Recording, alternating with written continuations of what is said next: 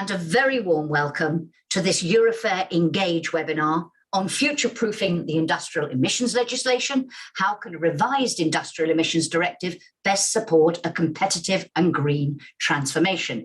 My name is Jackie Davis, and I will have the privilege of moderating our discussion this afternoon. Some housekeeping before we start. After a context-setting presentation to provide some food for thought for our discussion, it'll be a totally interactive debate between our panelists, who I'll introduce to you later on. It will be driven by questions first from me, but later on, I hope also from all of you. If you would like to write your question, please use the Q&A button at the bottom of your screen, not the chat, the Q&A button. And please, please, please be as brief as you can so I can see at a glance what your question is and who it is for. If you would like to speak, click on the raised hands button, and then when the time comes, I will allow you to talk. We ask you not to put your microphone cameras on as well, simply for technological reasons. If we just have mics, it maximizes the chance of a good line and that we hear you well. If you have any IT issues, the chat button is there. You can talk to our marvelous team behind the scenes and they will try to help you. And lastly, if you would like to share the messages that you are hearing here about the Industrial Emissions Directive, about the challenges and opportunities that may arise from the revision of that directive, please use the hashtag EngageIED. So, as you all know, in the context of the European Green Deal, the European Commission is currently assessing options for revising this directive, and in particular, how to make it fully consistent with climate, energy, and circular economy policies. Today, we're going to discuss, as I said, the challenges and opportunities arising from those options for change, and use the steel sector as, if I can put it this way, a case study, as we consider, going back to the title of the event, how to future-proof the IED for a successful transformation of European industry. So let's start with that presentation on those challenges and opportunities. Delighted to welcome Eva Blixt, who is chair of the EUROFER Working Group on Industrial Emissions, and she's from the Swedish Steel Industry Association, Jernkontoret. A very warm welcome to you, Eva, and over to you. Thank you, Jackie, and welcome from my side as well for all the participants. I'm very happy to see you all here. I will start to share my screen so it's visible, and then from the beginning. So this is a very important subject, of course. We are talking about IED, Industrial Emissions Directive, which is about the license to operate for more than 50,000 companies in Europe. And of course, this is of importance. What should be included in this license to operate, which is the permit, and we will come back to that. I will give a brief introduction, 15 minutes maximum, of what is IED today and what is IED tomorrow. What can we expect, and how to make this revision work well. Okay, my slide. Okay, so first of all, I'm representing EUROFER, which is the steel industry association that is based in Brussels since the 70s. On the right side, you see a map where all the steel plants are in Europe. It's more than 20 countries who has steel plants, either processing steel or produce steel or both. There is more than 300,000 people working directly for steel industry. And it's about these sites, actually, to have a permit to continue to produce, to have the permit to continue to make the transformation happen to a fossil-free industry.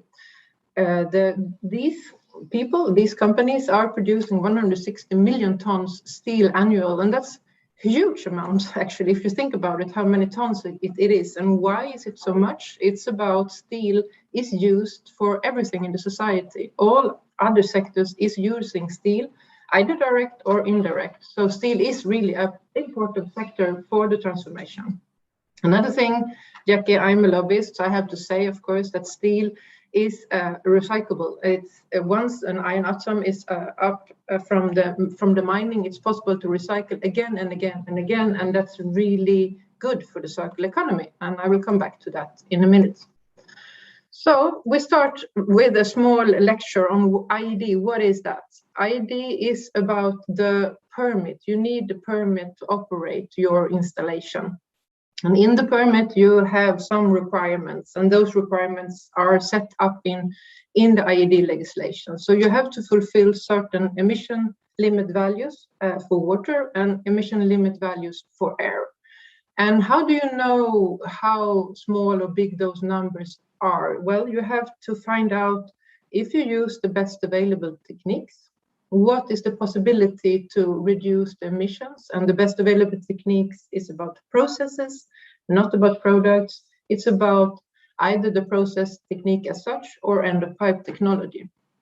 Okay, so where do you find these best available technologies? BAT, that's an acronym that will be used today. BAT and BAT conclusions is another one that is concluding on what is the best available technique and what is the associated emission levels that you can reach if you have the techniques in place. Well, we find them in civil, or not really in civil city, but we find them at the Commission Bureau's IPPC Bureau in Civil, which are gathering people from the member states, from industry, commission, and environmental NGO, such as EEB, which also is today in the panel. So we are meeting there in for a sector, discuss what is the best available techniques, and then finding out if they are used, what is the levels that you can reach if you're using them. And it's a data-driven process. So you are collecting data from installations in Europe, and then you assess them and you agree upon them. And then you have the BAT conclusions. And those BAT conclusions are the basis for the permit and the permit writer in the country where you are for all the member states. So this is the basis for all of it. And I now have mentioned the civil process, which is for some of you unknown and for others very well known. Beyond that, it's also necessary to, in the permit, of course, to describe things about waste and byproducts, resource efficiency. You need to do a baseline report. That means what is the status in the soil. And then it comes other boxes here about uses. So it's raw material use, chemical use, water use. And these uses should be described in the permit and discussed. And so far in civil process, these has also been discussed, but there is not any binding requirement on them. They are more performance levels at the moment. Likewise, it's the same for energy use and the choice of fuels. What fuels are you using in the processes, and of course, energy efficiency.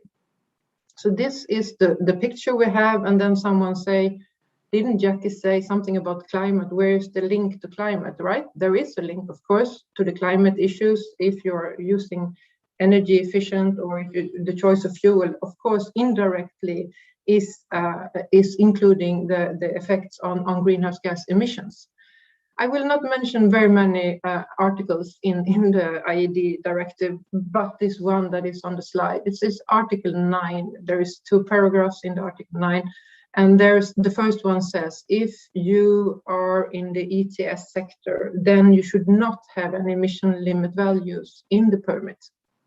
That's the only exception. So it's only say that you should not put ELVs in the permit if you are ETS sector. If you are non-ETS sector, it's okay to do. And this has happened, but not very often still in civil for other sectors than steel, as steel is ETS sector.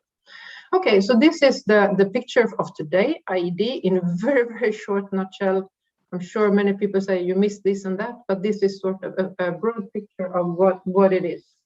And then I see now that some of the arrows is hidden behind, but behind the cameras. But we got then the EU Green Deal. It was in December 2019. We have also this year the Zero Pollution Action Plan. And both of them are, of course, pointing to the general legislation like water, air, soil, and also in the parallel behind the camera pictures is the EPRTR, which is about monitoring and measuring and report emissions. And this is a parallel ongoing legislation as well. We will not talk so much about that today. But anyway, the key sentences in the Green Deal says 2019, we will revise IED to make it fully consistent with climate, energy, and circular economy. So this I need to come back to. And then we have the Zero Pollution Action Plan, which also, I mean, zero is not very much. Zero is probably nothing. So it's really a challenge. How do you transform pollutions to zero while also transforming industry to the fossil-free route? So we have this, and if you check the consultations that Commission has done, also the workshops they have done during the spring, the summer, there is a lot of options. It's 180 options. How can we revise IED? And I will, of course, not go through 180 ones. I will just mention some of them today. And one of them is, not surprisingly, maybe is saying that we should maybe just delete Article 9, the exception of ETS sectors and the emission limit values, or maybe we should delete it later, saying we wait now, but we do it 2035. And there is also other suggestions about this energy use, saying maybe we should do these energy use levels binding instead of just being recommendations. So there is quite a lot of things ongoing from the IED perspective or the IED family. And then if you check the Fit for 55, the package that came this summer, if you read them, I mean, I have not because I did have holiday, but there is 11 different, I think, legislations. And if you check for IED things in those legislation, there is not that much. So this is a concern I have. If you are adding on things in the IED, we need to adjust the other legislation or make them consistent with each other. So this is one observation from my side. And then if you continue going a little bit backwards in the time, we have this Circular Economy Action Plan, and we have the Chemical Strategy for Sustainability that was coming last year. The circular economy one was coming last year at least, and there is more clear the connection in the plan. There is one action point saying clearly we need to include circular economy in IED, and we need to find a way of doing it. And also there was a chapter about waste minimization, and it's talking about we need to restrict the amount of waste.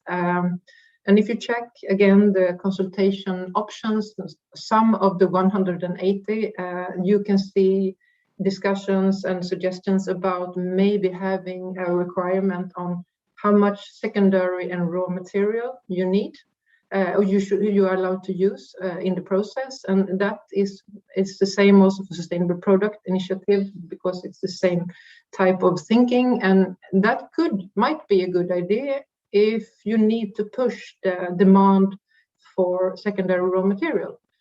And the other part of that is the permit, the installation is built for something. You really need to keep in mind, is it built for using both secondary and primary raw materials or not? But these are some of the ideas there. It's also some of the ideas saying maybe we should try to restrict the amount of raw material used. And the same goes, of course, for the chemical use. So I will not go into the detail there. These are some of the things that is happening around Green Deal and Zero Pollution Action Plans. I did not bring up sustainable finance. I did not bring up noise. I did not bring up a lot of other things. This is just some of the subjects that I think we need to discuss carefully today.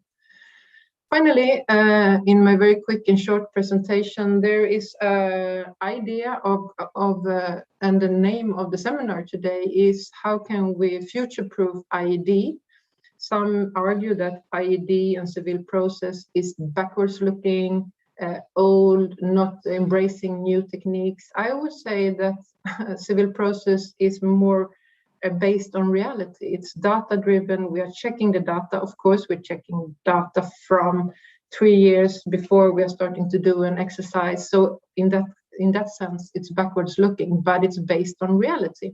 So, but anyway, we need at least to think about how to make this happen, how to transform industry, not only climate, but in both. So there is quite a lot of ideas on innovation. There is an idea of launching an Innovation Observatory to open up for more actors to be taking part of what is possible, what do we find in new innovations. There is also discussion about the emerging techniques, which already today actually exists in civil process. There is a chapter about emerging techniques to be checked next time you revise a BAT conclusion for a sector. So there is ideas about this, and if you check the consultations, there is quite a lot of thinking about how to improve, how to make possible for industry to use innovation. And there is good ideas about giving longer time, because transformation and change in this sector, the steel sector, is very long. It takes a lot of time to transform a big, large installation. So this is an interesting idea to discuss. How much more time do we need than the 4 years that you need to do to fulfill the requirements? So all in all, I will very soon put my last in animation, the red circle. So today it's the green circle, what is included in the permit. Tomorrow, the red circle is maybe tomorrow, maybe not. Is it big enough, or is it too big? This is the questions we have to discuss, because if you overload the permit with an all-inclusive list of everything, then that's something that could harm the efficiency. On the other hand, it's the strongest tool we have. If you don't apply to what's in the permit, you don't get the permit, and you cannot continue to produce. And so that's really a strong tool, and that's why it has been successful. The evaluation shows it has been really successful so far, and let's keep it continuously successful, and then add on things that is really suited in IED. And I think I stopped there, actually, Jackie. Thank you. Thank you very much indeed, Eva, and lots to discuss with our panel. That crucial question, as you say, Eva, of what do we include? How do we make it big enough and not too big? I'll be very interested to hear the panel's views on whether those calling for an all-inclusive approach, whether they share your concerns about efficiency or how they see that balance being struck.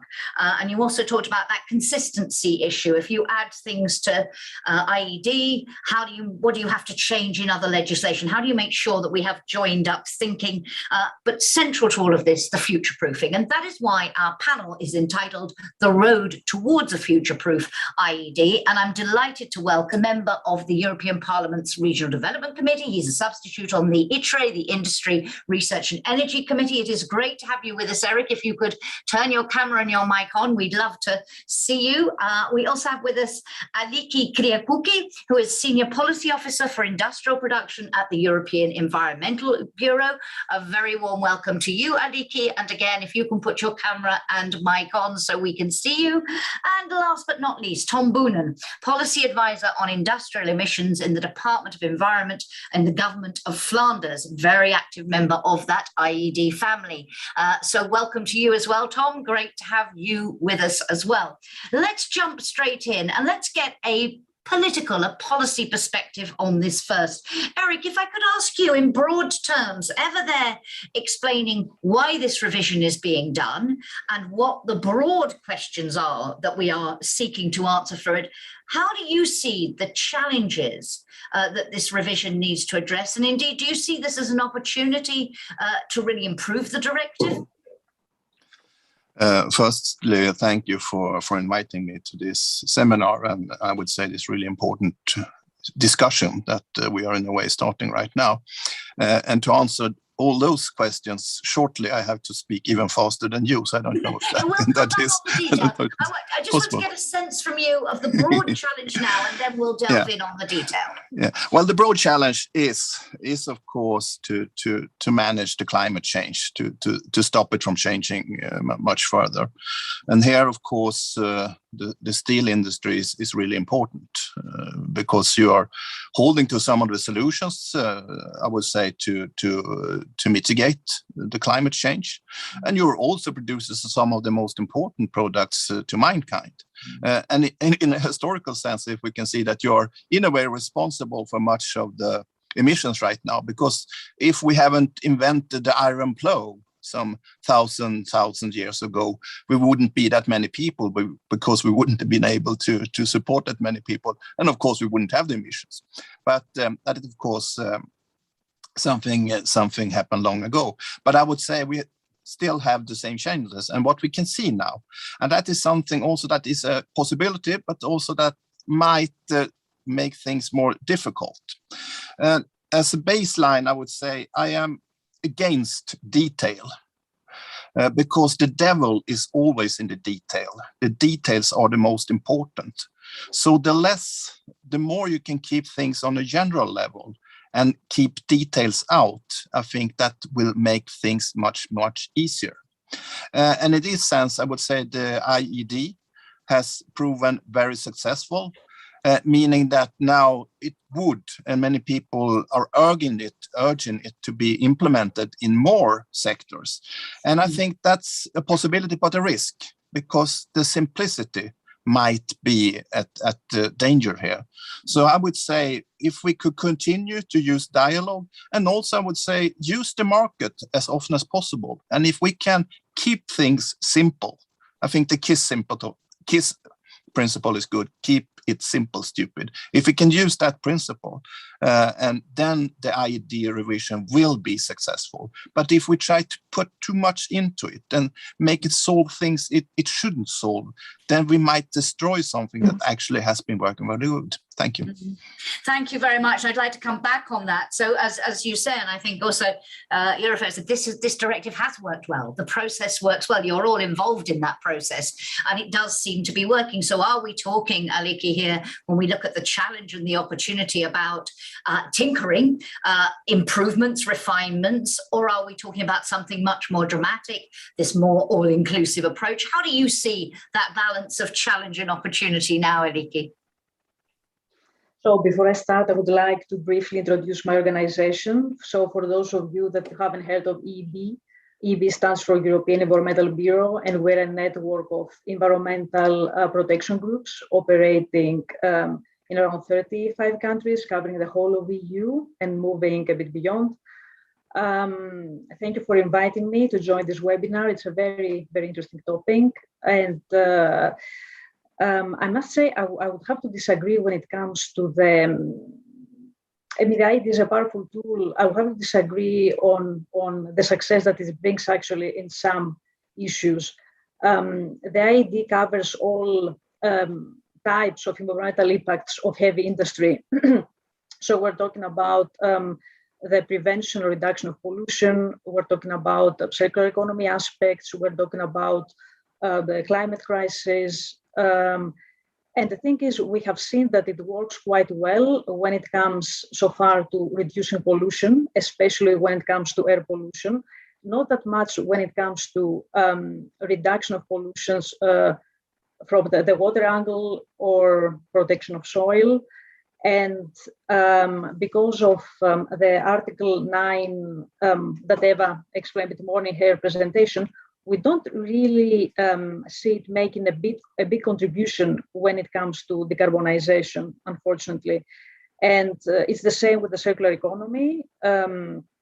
We don't, so far, we don't really see very strong provisions. It's the same with the BAT conclusions, the best available techniques conclusions, including in the BREFs, the technical documents that are developed at sectoral level to outline the most effective techniques to reduce the impact of different industrial sectors. So both in the ID provisions, in the BREFs, we don't really see the circular economy aspects there. So it is a powerful tool for sure, but we haven't seen its full potential so far. And if you allow me a last note, because it's good to talk about, about the opportunities more. We also see a big opportunity from our side when it comes to digitalization.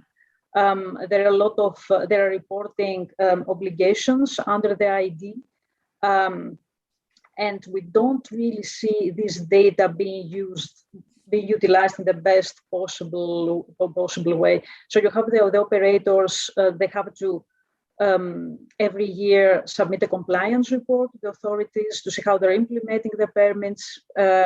We have inspection reports. We have some raw emissions data not necessarily being available to the authorities only upon request. And all this data that we need to have access to in order to make some important decisions, also in the BREF decision-making process, the elaboration of the standards, we don't have access or timely access in some cases. So it would be another opportunity to take and to say, okay, can we make sure that industrial activity data can be found in a user-friendly format? Yes, in a central portal, for example. Thank you. So very important there to point to that opportunity for change as well. Tom, a mixed picture so far in terms of the assessment of how well the directive works and the challenge. We'll come back on the issues of, because Aliki saying they're not so good on climate, circular economy, good on air pollution and so on. We'll come back to the relationship between this and other legislation and what should be included and not. But in broad terms, how do you see the challenge, the opportunity here? Well, thank you for the opportunity to be in this panel discussion. First of all, I think the EU has set its very ambitious environmental goals themselves. So for the coming decade, so the IED is regarded as an important tool in helping to achieve these environmental goals the EU has set. But the IED might also be limited in doing so, as the most important instrument for implementation are permits, and improvements through permits are generally incremental improvements. It's not big steps that are taken. Also, the goals that are set are focusing on 2050, which seems to be far away. But in fact, if you look at the BREF process, it's only 1 or 2 BREFs away for reaching 2050, as it takes about 10 to 12 years to finish a BREF, and then it takes 4 years to be implemented. Of course, this is a huge simplification, but it makes you wonder how the Commission will update the IED to be more effective in reaching these goals set themselves. Of course, this is also an opportunity, as everything has to go as quick as possible. It is a huge opportunity to make it more effective, and especially if you look at from the Flemish point of view.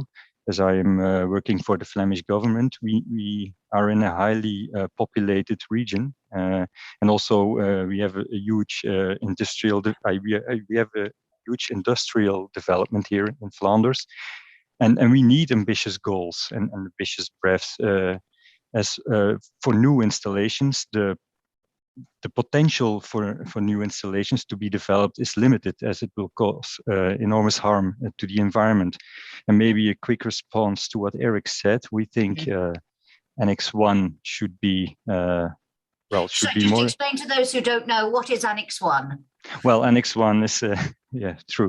Is linked with the IPPC chapter of the IED, and holds the activities that need a permit according to the IED. So it's the sectors that are covered by it. Yeah. So and Belgium. Now I'm talking for Belgium, as for what we have said in our communication with the Commission. Belgium wants this to be more activities, actually.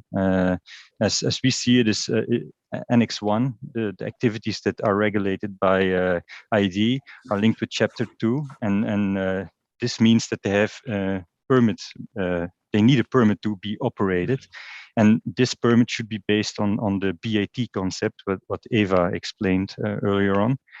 So we don't need necessarily a BREF for each sector that is in Annex 1, but at least we want every polluting activity to have a permit linked with BAT. So, and also we can rely on another annex of the IED, Annex 3, which is the annex that gives member states a grip on how to determine what is BAT on an installation level, so we can focus on that for these sectors. So in a way, Belgium and also Flanders wants more sectors to be included. You want more, Tom, you want more sectors, but do you, on this question of how inclusive it should be, and this debate about whether it's big enough or too big, where do you stand on that? And I'll get another reaction from all of you on that. Yeah, to start, if you remember the slide of Eva with the green dot, which was the permit that with the current scope of the IED, which was was broadened a lot with what is potentially in the update after the IED is updated. Well, I think this is not true in a way.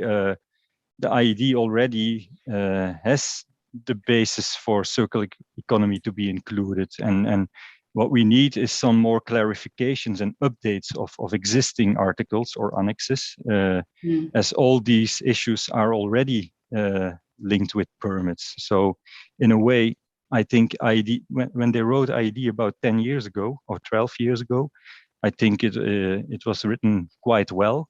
It's just the way we work with it that isn't good enough. So we need some clarification on how to more include circular economy issues or climate issues, energy efficiency in IED implementation. Yeah, so just to clarify, in terms of the legislation, well, I asked Aliki earlier, do we need to tinker or do we need to radically rethink? You say no, it's more refinements, improvements, but the fundamentals work. It's how we use them, and we'll come back on that. But Aliki, on this issue of Eva's concern, she said, if we have an all-inclusive list and everything, could it harm efficiency? Could it actually undermine a directive that in some areas, taking on board your caveats about what's worked and what hasn't, but then she said also, it is the strongest tool we have. So where do you stand on that balance of efficiency and what to include and what to leave out?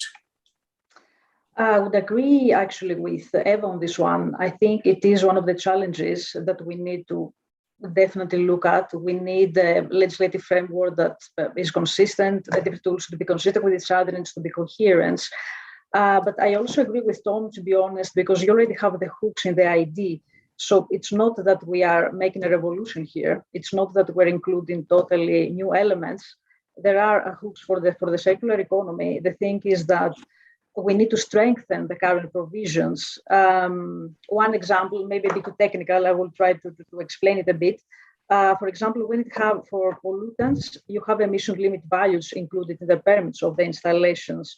But when it comes to energy efficiency, when it comes to material use, water use or whatever, you do have, you don't really have requirements in most of the time.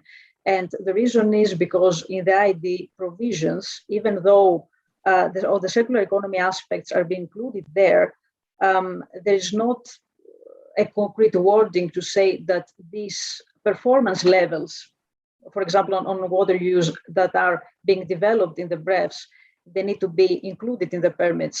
When it comes to the emission levels of pollutants, you have clear wording in the directive that says that the BATILs, the best available techniques associated emission levels, need to be translated to emission limit values in the permits. So we're not talking about very new elements. The elements are there, but we need to find the right wording. We need to strengthen these provisions so to make sure that the intention of the legislator is being reflected in the implementation phase and in the permits. It's the same with climate, and I wanted to say that when the IED was coming to force in 2010, the circumstances were very different. Now we're dealing with a climate crisis. Decarbonization is very high in the agenda. It doesn't really make sense that the IED is dismissing it. But of course, it's not that we need to make the IED into panacea, like there's one single tool. Of course, all the tools need to come together, but we need to find a way to complement the action of one to the other. I want to come back on that issue, Aliki, in a moment. And Eric, let me come to you, and then Eva, I'll give you a chance to respond. And Eric, if you could please react to this discussion, but also your point, we were talking there about all-inclusive or not, and your concerns about different sectors. You said it could open up possibilities, but it also has risks. Can you explain a bit more what your concern is there? Yeah. I also realized that in a revision, we will look at more sectors and we will probably include that. And not the least word that we will not include more sectors and branches. But the thing is that we have to think what has been working done the idea work. And of course, don't get me wrong, nothing is perfect. It can be improved. What has made it successful, and then to enhance the things that made it successful. And if you include all the branches, then of course you get a lot of diversification, and you can't put the same demand on big and small companies and different kind of branches, and then it risks getting too detailed. And when you get too much detail, it risks getting blunt. That's my absolute experience after 30 years in politics. So we have to find the general instruments. When it comes to climate, we have, I would say, a system that is at place. It will be revised soon. It's the ETS, or it's already under revision. And I think that's the way we should fight the climate gases. We have to combine that, and I think that's an even bigger issue, with the carbon adjustment mechanism, because we have lots of the world is outside of the European Union, so we have to find ways actually to help them lessen their climate imprint as well.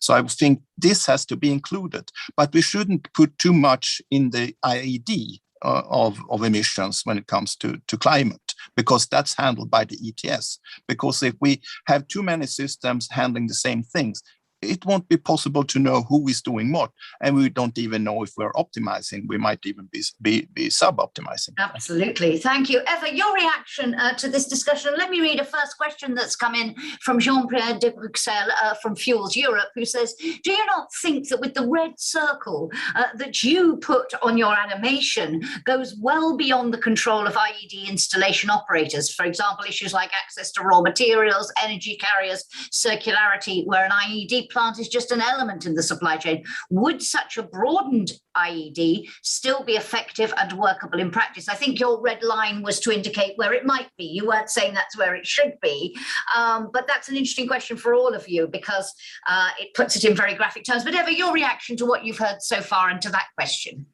Okay, thank you very much. No, of course, the red circle is just a guess from my side to provoke the discussions, to say this might happen if you add on all the 180 options that we have in the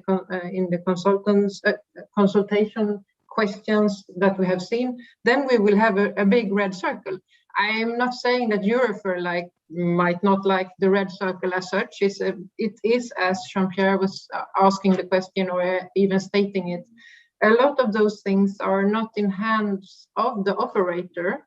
And you must remember that IED is about a installation. It's not about a full company, but it's a installation in a single plant installation. So, right? So to add on, just to come back to I guess we will take it step by step, but the circular economy thing, for me, as Tom said, everything is already in IED, sort of, but we haven't made it visible. The circular economy words are not in IED, but of course we're talking about resource efficiency, we're talking about material use, we're talking about waste, in the BAT conclusion, in the breath, in the civil process. So we already do it, and also there is some of these environmental performance levels that we have already, but it's not binding. And the reason why it's not binding, it's because it's very difficult to set up an average of the average of the average. So let's say that we have 500 steel installations, and maybe 10-15% of them is giving data. Not everyone is giving data. We are collecting data, find out what is the best available techniques. And then if you, depending on who is in the data collection, of course, but then you get an average. And this average is of a process that doesn't really exist. It's sort of an average of different type of processes. And a steel plant is not a steel plant. Every steel plant is very differently run, and it's different. Both the production of steel is either primary or secondary. So to have a binding value of water use or energy use, even material use, will not work for the full industry, because then if you set this type of number, most of the installation will have to go for derogation. And I mean, a secret behind a very highly advanced steel, which is thin and you can use it very long time, is to cool it, heat it, cool it, heat it. And this, of course, use a lot of energy, lose a lot of water. And we want to have this highly advanced steel thing. So this is you have to keep in mind as well from the resource efficiency side. But all in all, I must say that I think Tom really had a good point saying that it was intelligent written IED 10 years ago. It has all the elements, but we might need to improve civil process even further, and as well as you were saying, to improve the permits, how to do that. And again, I must also emphasize something that I didn't say very much. Best available techniques today is we got lists from civil process, but the list is not mandatory. It doesn't mean you need to use it. You can use whatever type of technique you like, but you need to fulfill the requirements. Got you. We'll come back on that question of working better and using it more intelligently. But Aliki wanted to come in, and then Tom. Yes, I wanted to pick up on a couple of points actually. When it comes to the EU ETS, we've seen that is not enough. Another challenge, apart from the fact that we need to ensure coherence and consistency in the among the different instruments, is the fact that we're operating in a very strict and demanding timescale. We have very ambitious targets for 2030, for 2050. So we need to move in a much faster pace, and only with the EU ETS this is not possible. This is a view not only of the EIB but also of other stakeholders being engaged in the IED evaluation process so far. And if I remember Nikki, well, can I just interrupt you there, because I just want to link what you just said to what Tom said at the beginning, because he said it might be limited because it's really permits. It's generally about incremental things. It's not about the big steps because it's your basic permit to operate. And you're saying a faster pace. So my only question is this the right tool for your faster pace? Sorry, and then I will come to you, Tom, but it's just this question of this, is this the place to make the big dramatic improvements? It is complementary because the ID is more a command and control type of tool.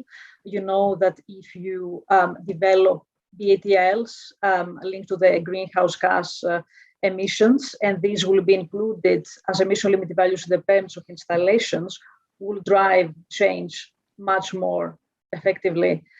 And it's not only this, it's the fact, you know, in the heart of the ID, you have the Sevilla process, the process of developing the BREF, developing the standards. And right now, we don't have the discussion about how to reduce greenhouse gas emissions of different sectors in this context. We don't discussing about the most effective techniques. We don't see what is technically possible or not. So yes, I do. I certainly believe that this is the right forum to have these discussions. And I mean, this is also challenging, of course, as Eva said before, because we're looking at all these different installations across Europe, but this is the nature of the Sevilla process. Absolutely. And it has like this drawbacks, also positives, the fact that this way you ensure level playing field for operators across Europe. So it's the pros and the cons of the process, but this is the process. Want to come back on the process in a while. Tom, you wanted to come in, and then Eric, I'd like to come to you. There's a question about double regulation, which we keep touching on. So I'd like to come to that next. But Tom, first, please. Yeah, well, some comments on what has been said. First of all, the question of Jean-Pierre, is it still manageable? And this links also what Eric has said with big and small companies being in the scope of IED. Well, there's already one sector, at least one sector with smaller companies that is in scope of the IED. If you look at the IRPP sector, so the pigs and poultry sector is in scope of the IED because it's huge impact of this sector on the environment, and mostly IRPP installations are run by one family or even one man. So the big and small discussion is, and they also have to manage the permit requirements. So I think there's there you see that even small installations could manage it. Of course, the bigger steel companies it's huge difference than the IRPP installations. But it makes it, to put it in perspective, that already smaller companies are already included in IED. Then on what Eva said, that performance levels are not binding. Well, in Flanders, they are binding. And what we need and could need in the future is more information, more data. It's mostly the lack of data that limits the determination of good PAT APLs, as they are called in the civil process. So for me, it's linked with data. And maybe just to finish, it is incremental if you use permits in updating with updating the permits.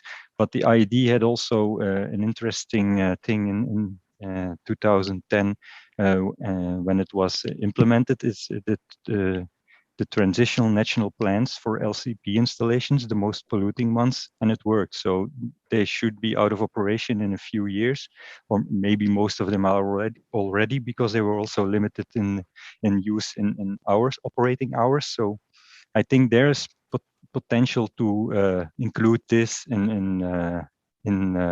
well, as a parallel thing used with the BREFs that are updated regularly. So maybe there is an idea for, well, the Commission knows this, of course, but maybe that is something to be used in the future. Thank you. Eric, to this question of double regulation, Carola Hermoso from the ATEG says, for chemicals, water, waste and climate change, we already have implemented broad and ambitious legislation in all member states. Could extending the scope of IED with mandatory requirements to these matters lead to double regulation, complicating the implementation and jeopardizing the fit for purpose concept? And I link that to what Eva said in her opening presentation about, for example, the ETS, and saying that, which at the moment, if it's in the ETS, you don't have emission limit values under IED. If it's not, you can. In terms of, but broadly, and there's issues like hazardous substances and chemicals legislation, landfill issues and landfill directives. How do you see, as a policymaker, as a politician, making sure that we avoid duplication, double regulation, and a lack of consistency, a lack of coherence? Well, my definite experience is that double regulation is not the same as double as good. And I would say a lot of my political life I have spent trying to figure out what is happening when different regulations not cooperate, but very often crashes with each other. What is the end result? And trying to simplify in a real way. I'm also a little allergic to the word simplify, because usually it means that you do new regulations when you take away the other ones. So I would say try to, as I start to say, try to keep things as simple as possible. See what is most useful, and we have the ETS, and things that are not included there, which are huge carbon emitters, of course, should be included. Then the ETS is far from perfect. I think the basic system is very good, but I think we have to sharpen up limits, and we also have to sharpen up the pace. But at least we know how it's working. And if we try to do the same in other systems, there is a risk that we put too much load on the wagon. And I would say this, I don't know if you can see this, but this is sometimes what we end up with when we want too much. We put too many things on a wagon, and suddenly things are not working. Yeah, I can see. Yes, it's a wagon on its kneeling on its front. Yes. And Eva, from your point of view, you say, and EUROFER has argued that it actually would risk undermining the ETS if you change the approach, if Article 9 is changed. Can you explain why and how you see this issue broadly of double regulation and what we need to do to avoid it? Yeah, thank you, Jackie. I just a remark on what was said. I mean, again, Article 9 is about if you are a ETS sector, then it should not have binding ELVs. So I do agree with Alike there, Tom, as well. It's possible to talk about technique for CO2 emissions. I mean, we can do it already now. We don't need any change in the IED. I mean, about the techniques, and also about transformation plans, what is our plans in the different sectors. That's also something you can talk about already without changing anything. So that's that, and we are not against that, of course, because every help that can help us to transform and to find new techniques is helpful.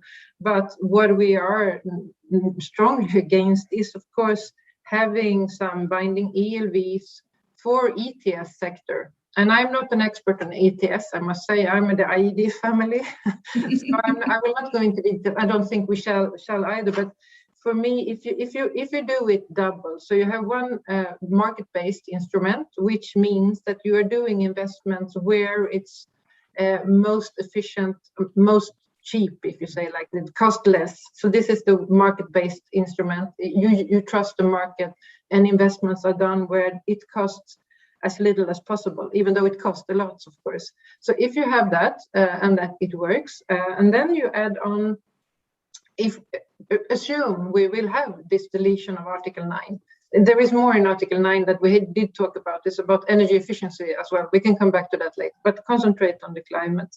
So if we do that and all of a sudden put in the permit a limit value for greenhouse gases for a steel plant, I'm not sure how it looks like. I have not enough fantasy to do it. I'm not sure how it looks like. But if you manage to do and set some sort of emission or associated emission level for that, then every industry that is not fulfill that requirement need to do the investment. And it will not really be the most cost efficient. It just needed to be done. And if you use those money for this, that might not be the best solution for that company, then the investment budget will be less. There isn't endlessly of money. We have the investment budget is what it is. So it needs to be spent wisely. And if it comes as a requirement and you need to do the investment, it's done for the full sector, but it's not done where it's the best for the whole society. So this is sort of the thing. And if that is happening, investment budget will go down for our steel companies, which should be really used on the new technologies, the new innovations. Because as you said, the key thing here, Eva, is this plant by plant permit. It's one plant, it's not one company. And so, Tom, a reaction on this question from our audience, and then I'll bring on this question of double regulation and how we ensure, how we decide, actually what should be done under IED and what is perfectly well done elsewhere and mustn't be duplicated. And then I'll come back to you, Aliki. Oh, Eva, hang on. Eva wanted to jump in. My second point, sorry. Oh, sorry, Eva. One is about this investment budget that will go down. The second part is, of course, that it will affect the price of carbon. If all of a sudden you do investments, it's okay, it goes down, but then you don't need allowances. That might be good, but it will also have an effect on the price. And the price for carbon is, of course, crucial to when you decide to invest in something or not. So there will be effects both on the company side, but also on the market. Sorry, but that was my fault for interrupting you. Apologies. Tom and then Aliki. Yeah, on the double regulation, well, in fact, every breath for Flanders is double regulation, as we have existing local legislation on permits. So there's always a puzzle. How do we put it all together and make it as simple as possible for operators? So even if we don't include all the other issues, we always have double regulation, as Flanders has local legislation for all installations, even for non-IPPC installations. So, and then on what is said on ETS, well, I think IED is more about, as Eva said, about best available techniques. And if you look at the NEC directive, which is also a directive to diminish some emissions on important pollutants, the National Emissions Ceilings Directive, and it works pretty good together with IED. So maybe there is something to learn there for the future. But myself, I'm not an expert on ETS, so I cannot go into detail in that. What I can say is that something that also seems to work well is what we call negative BAT conclusions, and to say something really is not BAT, and maybe that's also something which can be used in the future for carbon emissions, or Is that done now or not at all? it has been done only once Right. though, but it has been done. So another way round to say what is definitely not BAT might be part of the answer here. Yeah. Aliki, you wanted to come in. Yes, I want to come in to emphasize again the time scale that's very demanding that we have to deliver. The EU ETS currently is not delivering, unfortunately, and we know that there is an allocation of free allowances that will not stop soon. It will be on until 2035. So we need to move much faster, and for this we need different tools coming together. And we see these tools as complementary. One is a market-based instrument, the other is a command and control instrument. And there is a flexibility when it comes to the BT conclusions of the IED, meaning that you identify the best available techniques, the levels associated with them, and then the operator still has the flexibility to choose and to invest on the technique that he thinks it's more appropriate. If this is not possible, there is even Article 15.4 that allows operators to derogate from these requirements. So I wouldn't agree with Eva there that is going to be such a big challenge and an issue for individual plants, since it's not a prescriptive, BT tools are not prescriptive. They provide the operators with a list of techniques, associated levels. There is also a range of levels, and lower and an upper range, which means that let's say that the operator, the permit writer can strike the right balance when it comes to the specificities of a certain installation. But I wanted to also raise a new point that I didn't do it when I started talking at the beginning. This is the Sevilla process itself. What we have seen, even though we have identified, for example, issues where the IED is not delivering in the evaluation, like the reduction of greenhouse gas emissions, the circular economy. We need to work more on these two aspects. When it comes to the Sevilla process itself, there was the finding that it works well. Maybe that would be an interesting topic to discuss as well and to hear the views of others. I want to come to that. Yeah. For us, we have issues of technical nature. One is the determination of BAT. How do you decide what BAT is, what is not? How do you decide on the emission levels? There's a lot of background there, and we don't have a lot of time. I will not go into the details. Another issue is the governance of the process, the people, the experts being involved. We miss, it's a process supposed to drive innovation, and we don't have necessarily the front runners, the most innovative operators and technique providers, suppliers being involved that much. So there are a lot of things that we can change. Yes. I want to come. And also when it comes to the data issue, when it comes to developing BT conclusion circular economy aspects, we miss the data, what Tom said before.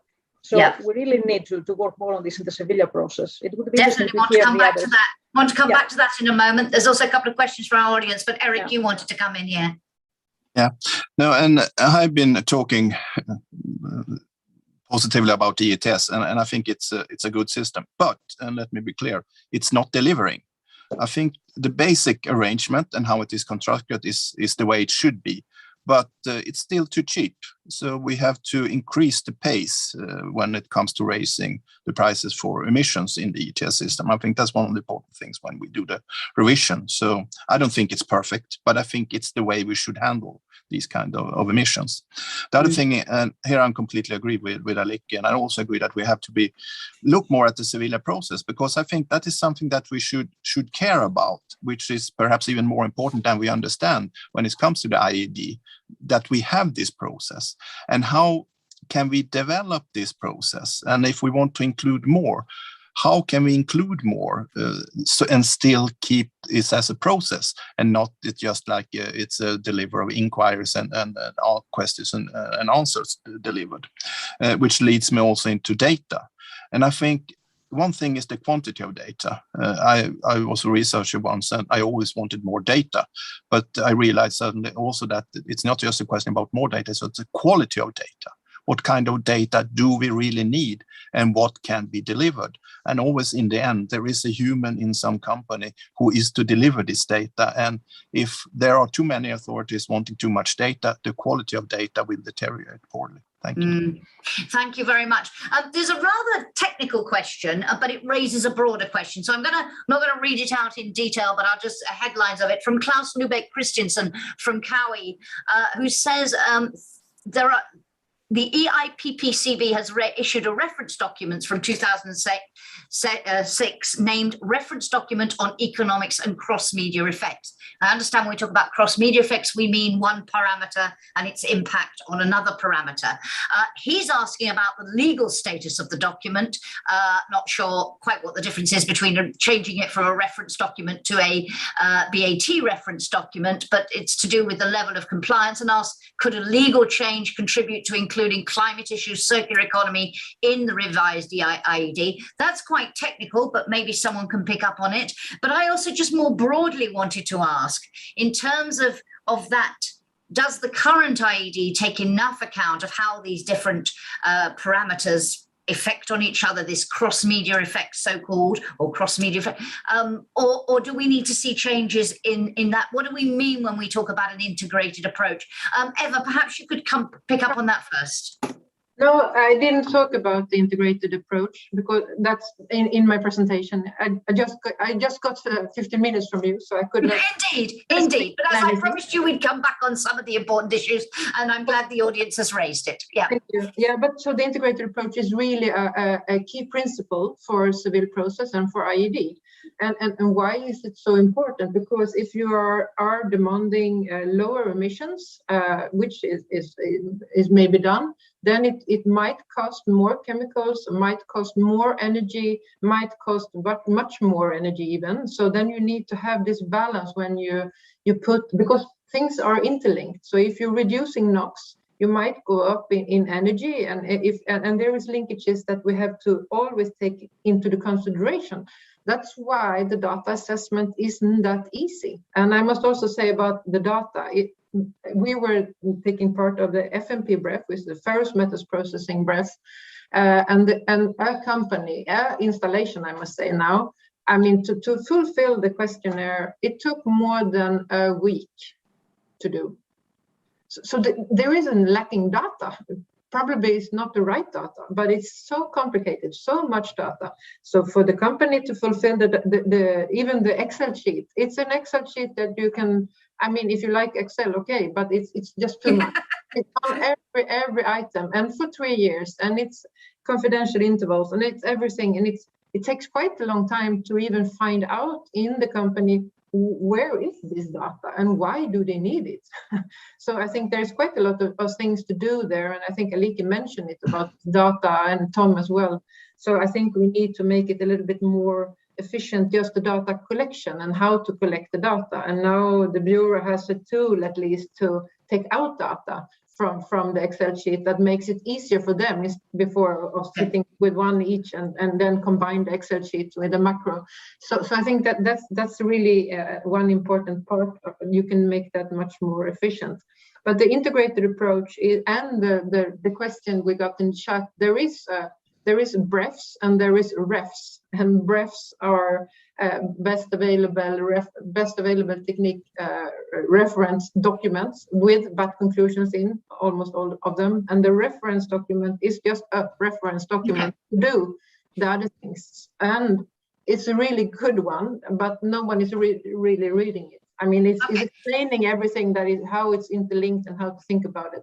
So it's there, but it could be used more, I think, as industry, because we always have all the different aspects. I mean, we are trying to balance all the things and explain why there is a cross-media effect. This is the word. Thank you. And then Bernie, we've got about 3 questions come in from the audience, which I'd like to come to, and then I really would like to focus on the Sevilla process and some of those issues that Aliki and others of you were raising all the way through. There are 2 here relating to climate impacts, one from someone whose name I don't know. If we exempt climate impact when deciding BAT for ETS plants, how could we secure the level playing field within the sectors, and how does this relate to the precautionary principle and integrated permitting? And Anna Isberg says, is there a risk that new low carbon techniques developed due to the green transition do not become BAT if the IED does not have a great higher focus on climate impact? Let's take those two first, and then there's one relating to Annex 1, which I'll come back to afterwards. Who would like to come in, who can help me with those questions? So this risk, a fear that when this goes back to the innovation question you talked about at the beginning, the Innovation Observatory and so on, a risk that it's not future-proof, it's not allowing those innovations to come through. Tom, can you react to that at all? Well, I think Anna has a point there. If it's not mandatory to be included in the BREFs, then how is this innovation, which could be in the field of emissions of carbon, being discovered and being considered as a BAT in the BREFs? I think to respond a bit more on the data issue, in my opinion, more is better. And we now collect data at the beginning of a BREF cycle, but there is this mandatory article there's an article in the IED that it's mandatory to provide emission data to the competent authority on a yearly basis. So the data is already should already be provided, and instead of collecting it at the beginning of a BREF cycle, it would be, in my opinion, in also what we told the Commission, to provide this data to the existing EU registry, and then the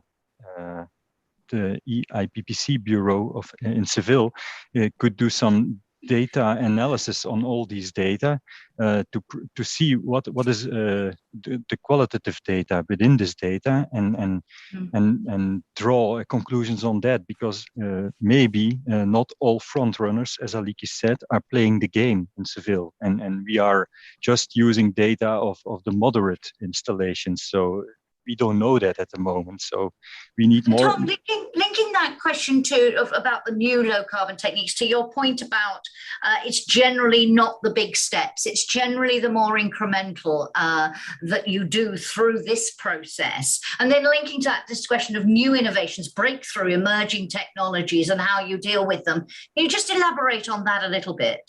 Well, if you look at the BREF process as it is done now, and I think it has been said, I think Eva said it, it's more on looking back and what was and how this is considered as BAT, and maybe, and I think Aliki said it already, we shouldn't consider that all available techniques are considered BAT, but really look at the best between these technologies to consider them. And I think it was also a question of the European Commission in the past months that we had to answer is would it be an option to set the lower end of the range as a mandatory step to start discussions, as the BAT conclusions are used for in permits in all member states, but generally, and Flanders is also within this group. Generally, most member states use the upper end of the range to be set in permit conditions. This links also that it could improve. It could improve the front runners as making it easier to have to be in line with their permits. Although we are not in favor of using the lower end of the range. Okay. Why did I mention it? Sorry. That's okay. Thank you, Eric. Then Eva, then Aliki. Brief ones, if you would, because I do want to come to the question of how we improve the Sevilla process, picking up on some of those points Tom and Aliki have made. But Eric.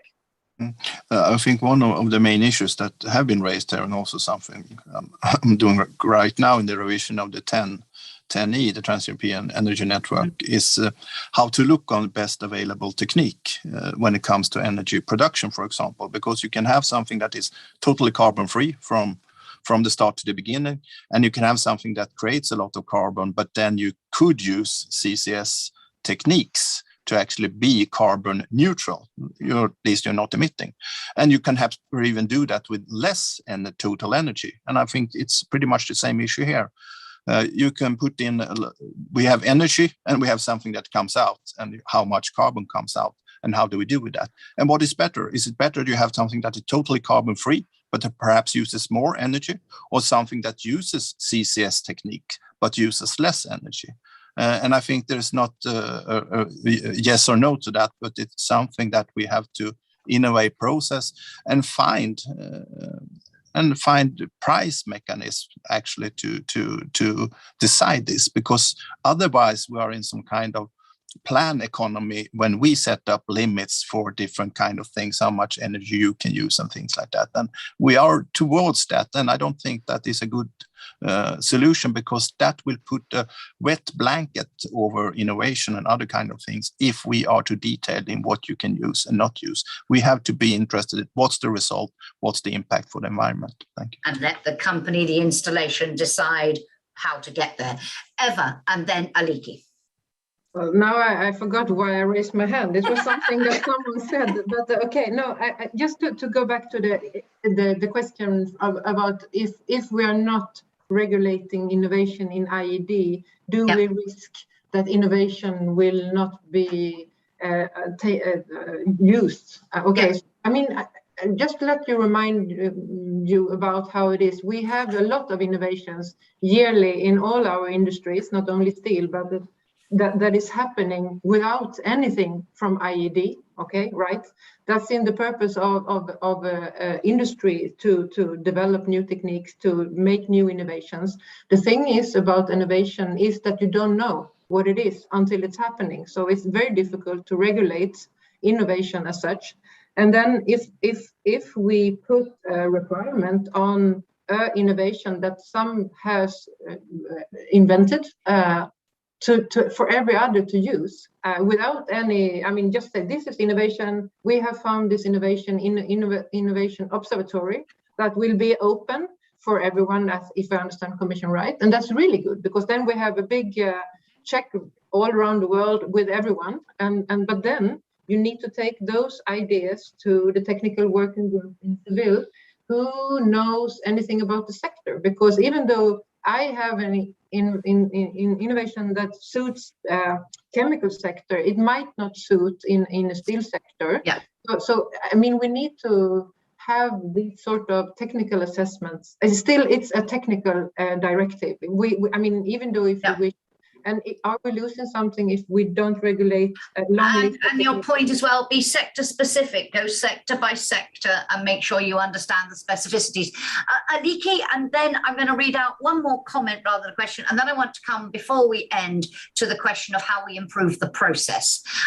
Aliki, but on these issues, please.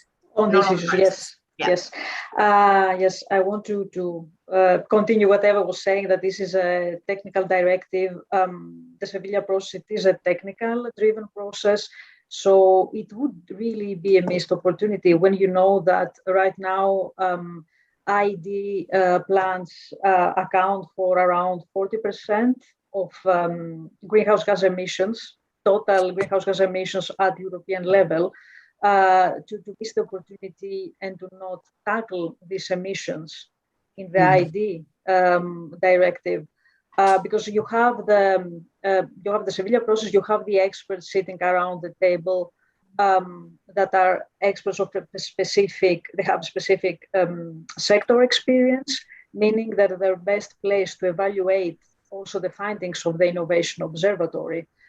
It's not very clear how the Innovation Observatory will work, what will be the structure, what will be the whole procedure there. But the thing is that we would hope at least that its findings would then be evaluated by the technical working groups, deciding on sectoral BET conclusions. So would really see this being part of the idea, this discussion when it comes to low carbon technologies, and of course later on see this being part of the BET conclusions and the permits of the installations. But this would also require the modernization of the civilian process. Hang on. I want to then, come back to that. I'm just wanted to finish on this point. Evan, just to read out one comment from Mats Lindgren, thanking you for an interesting discussion and saying he agrees with Tom regarding Annex 1 and thinks we need a proper review of Annex 1, which is more than 20 years back in the IPPC directive. He says a big challenge in applying IED is that Annex 1 is not clear about the actual activities involved. It's confusing both in the severe process as well as when applying the BAT conclusions. Data is collected, he says, with the perception of Annex 1, according to, here's another acronym, the Technical Working Group, TWG, would I be right? Well, it will not be perceived in the same way by authorities of a country, so the data that is collected might be used to put a requirement on other activities than what the data covers. It comes to this integrated approach question. Thank you, Mats, for that comment. Okay. Aliki and Tom. Tom was said at the beginning when I was asking, is it tinkering? Is it? And he said, we need clarifications, we need updates. We've talked about some of those areas. But you said, fundamentally, Tom, the way we are working is not good enough. What for you is the key? I mean, I would say, and I quote that the Commission it says the severe process, it holds it up as a role model. It says it's recognized as a model of participative governance and is subject to continuous refinement and improvement. It heralds this as a great success. You have more mixed views, all of you, it would seem. What can be improved? Well, I think the civil process is delivering at least, and it ever improves. It is way better than it was about 10 years ago. I think the sector federations, member states, and also the NGOs have provided the Commission with comments on how to improve the process.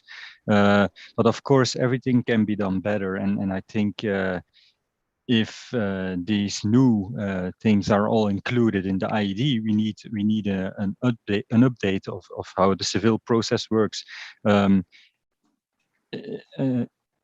more recent drafts take a lot of more parameters into consideration, but in the beginning it was more the general, the usual suspects that were only included, and well, it's ever improving, and it should improve a lot more to be more efficient. And I think the more recent drafts take more substances of very high concern into consideration to be included.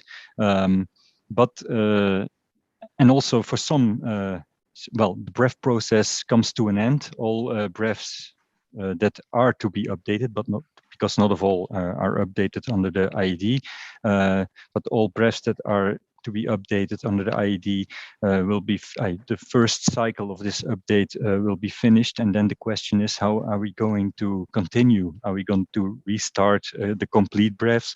Are we going to do only a part of the BREFs, or are we updating several BREFs together? Because some issues are, well, and there I have to contradict Eva, are within different sectors. I think some sectors are interconnected, and we might need some specific updates of only some BAT conclusions in some BREFs, and do it together with other BREFs to ensure that the existing BAT conclusions stay make sense. Because if we only update one BREF, it could well, there could be some weird differences between BREFs. So yeah, I think the civil also maybe one other thing is that for some techniques described in the civil process, well, we are at the end. A technique can about ELV, I mean the emission limit value. Well, the BAT AEL are strict enough with the techniques described in the BREFs. We cannot go further, so there is no need to maybe update a whole BREF, but look specifically what's not in a BREF and should be included. So yeah, the modernization of the civil process is something important, and well, maybe one thing is we never had a possibility to discuss the existing civil process in the whole discussions we had with the Commission on how the new IED should look like, and I think this is a pity. They need to focus more on the process as well as the substance, as it were. Yes. Yeah. Thank you. Aniki, you raised lots of questions when you said it's the process we need to look at. Your answers in terms of what needs to be done.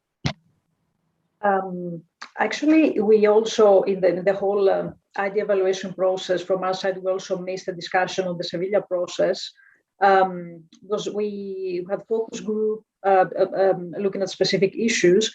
But when it comes to the Sevilla process, which it's really in the heart of the directive, how you review the BREVs, how you elaborate them, this was not, it's completely off the table. So we missed this discussion. I would agree with Tom.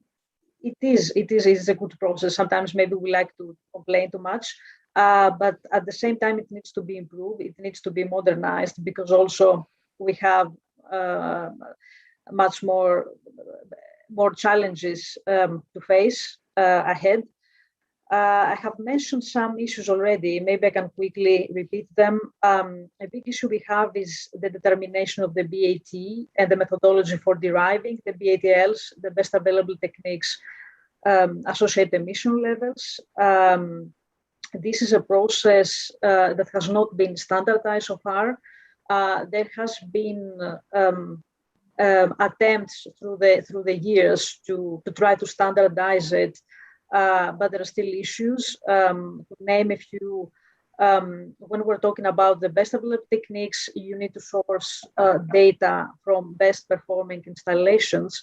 This is not happening at the time. What we look is we look at many installations across Europe. We get the average picture. And we need to keep in mind that we're talking about data of the average performer of 3 to 4 years back, and we're setting standards for the next decade. So it's a very it's a contradiction in itself. So we'd like to see this process being more innovative in this sense. We want to look only at the most effective techniques, and of course, because we may need to look only at 10 or 12% of the amount of installations we're currently doing. At the same time, we need to look at applicability restrictions, so to make sure that the standards to be developed based on these 20 plants are actually fit for purpose, and then you can extrapolate the standards to be implemented by the additional plants. We have to think about cross-media effects as well. Which we just talked about. Yeah. We think about the key environmental issues. So what are the issues that we are tackling, from the specific air pollutants, specific circular economy aspects? This is not happening that much. Also the decision-making process, how this data, how these BAT conclusions are being decided and voted upon. Sorry, it's a very long list. Okay. I know they're all important issues, but we've touched on many of these. We want to improve it. That's the thing. There's a lot of areas where things that could be done, they just aren't happening. So it's not that the rules don't allow for it, they just aren't happening in the way that they should. So it's about making what we have, going back to what Tom said, work. And we actually, if you allow me, we have actually we have a commission implementing decision outlining the rules based on which the BREFs can be updated, and we did not have a discussion so far. So it would be very important to have a discussion also on this specific paper. I mean, this is a very interesting point, that it's a question that you've not really been asked, or you've not had an opportunity yet to discuss, is the process itself. Eva, a brief one if you would, because then I'd like to come to Eric first a minute to identify a key priority for the future. But Eva, just on this question of improving the process. No, first of all, I think civil process is key. Of course, there you can do the big changes. Maybe we don't need to change IED that much, but we can, of course, modernize civil process. The thing is, like Eric is an MEP. I don't even know if you know that civil. I mean, not Eric especially, but the Parliament doesn't know that civil process is ongoing. We're updating new techniques for sector by sector, happening without any new legislation. So that's really the thing. You do legislation 10 years from now, and every year it comes new legislation that is modernizing companies' permits, but it doesn't go via the Parliament. It's just member states and Commission. So that's something that's why it's really, really good that we have someone from the Parliament here today. So thank you to Eric. Please enlighten your friends with the civil process that is ongoing, and that might also be a light to discuss. I mean, if we don't do IED all-inclusive? What do we need to do in the civil process? I agree to Liki, we don't have the methodology to rebuttal. I have said that I don't know how many times, and many have supported me in the forum, but so far we haven't discussed it. But the time is now. Let's have more webinars. Absolutely. So yeah, sorry, it's really, really important to keep as it is and improve it. So for me, that's key. Another thing I just want to say is we haven't talked anything about it. It's about the framework conditions around the installation, and we need to keep that in mind as well. I mean, if you say that you should transform to fossil-free, is there even fossil-free energy in the member states? Is it even possible to require that? It's not in the hand of the operator. And we haven't had the time to talk about that. That was one of my first point on my list to mention. That not all of it in the permit is in the hand of the operator. And we have to have... Indeed, that was a question that came up right at the beginning from one of our members of the audience. Yeah. So, yeah. So, but just to say that we're keen on continue the civil process as it is, and also sorting the Annex 1 activities maybe in a better way, maybe to have just one steel breath instead of having 10. We are going to civil in 10 different breaths. Maybe just one. Okay, just to give a... Lots. We could go on for many. I wish we could, but we are almost out of time. And I want to now try and identify, you've all raised a number of important issues relating to process, relating to substance, and tackling some of these very difficult issues relating to double regulation and how inclusive, how not inclusive, and so on. But for each of you, and Eric, let me start with you. If you, going back to the title of this session, if we are to deliver a future-proof legislation that can best support a competitive and green transformation, what for you is the most important ingredient that we need to see in the revised directive that emerges from this process in order to make sure it contributes to the maximum to that? What's most important? Same question to each of you. I'll go Eric, I'll go Aliki, I'll go Tom, and I'll give Eva the last word.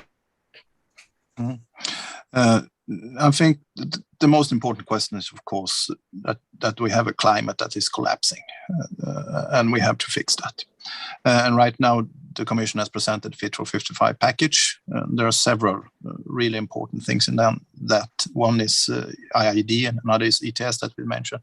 Another is, of course, RED and lots of other directives, and they are now being sorted in the Parliament. And I think the most important thing for the IED is to be the pusher, the provider, the process that gives us the best available technique to fight the climate change. I think that should be focus. We should look how has it succeeded, which is quite well, but not well enough. Right now, nothing is well enough. And how can we refine this? Because this is really, really important. And then other systems like the ETS will put pressure on what the carbon emissions could be lowered. I think that's the most important thing. Thank you and very for much. me also, I heard yesterday, and I think that's good news, and of course gives me an opportunity to talk to my colleagues, that ITRE will be the committee that will have lead on the IED file. Thank you. Which is the right place for it. Thank you. Aliki, your most important priority. Most important priority, since we're talking about the steel sector here, I would say it's decarbonizing the sector. And it's not a secret for us. An effective thing to do is to make sure IED is contributing the most. This is by getting rid of Article 9. This is very straightforward. So to allow energy performance, energy efficiency performance benchmarks included in the permits of the installation, the same with emission limit values for greenhouse gases. Thank you very much. Tom, your key priority. Well, from a member state perspective, keeping the implementation in mind, well, flexibility is also key, as environmental legislation is really complex, and but also we need some control mechanisms to avoid that this flexibility is misused and the European level playing field is guaranteed. So, yeah, flexibility is the key word, I think. Thank you very much. Eva, you have the last word. Okay, for me, innovation and best available technique. Don't decide what it is for the company. Let the company decide. And also the timing. I mean, to transform a complex industry take a long time. And there is a lot of reports saying it will take more than tomorrow to do the transformation. So this idea of giving more time to make deep transformation in the permits, I think that is really something we should discuss in depth, how to do it, what is deep transformation, and how to make it flexible. The word is flexible, demanding but flexible. That's the conclusion from my side. Thank you. Thank you very much. And we have raised as many questions that need to be explored as we have answers, but that is the point of a discussion like this at such a crucial moment in the revision. Thank you all very much indeed for a very stimulating, informative discussion. Thank you, audience, for your questions, your comments, and for being with us this afternoon. Panel, Eric, thank you for making the time to be with us throughout the debate. We really appreciate that. Aliki, Tom, Eva, thank you. It only remains for me to wish you all a very